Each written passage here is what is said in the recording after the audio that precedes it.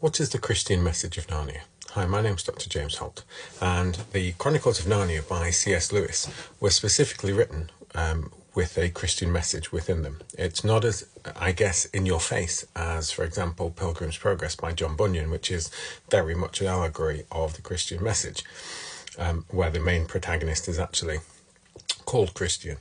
Whereas within Narnia, there are more subtle themes, but it is still very much a work of Christian fiction. So, for example, when we look in The Lion, the Witch and the Wardrobe, we have Edmund, who takes Turkish delight, betrays his siblings, something that causes a penalty that needs to be paid, that the witch is determined to extract. Because of an ancient law, Aslan is able to give his life and is sacrificed on the stone table to pay the penalty for Edmund's wrongdoing. He is killed, Edmund is forgiven.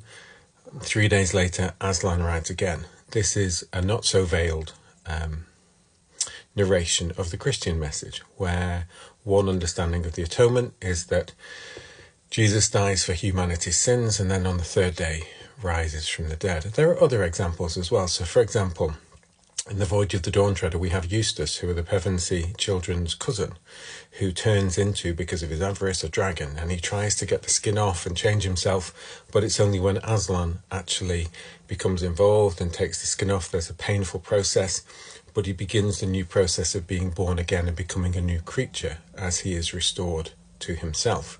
And so again, this is a message of what it is to become a Christian, I guess, to be born again. And then at the end, I think it's of Prince Caspian, you have Aslan talking to Lucy and saying, we won't see each other again here, but you need to search for me in your own world, and there I'm known by another name. And that is, again, not so veiled reference to Jesus and finding him. So C.S. Lewis was very, I guess, enthused or just conscious of writing a Christian message within the stories. Now, obviously, the stories can be enjoyed by themselves and of themselves without the Christian message. But as we look deeper, we can see that Christian message in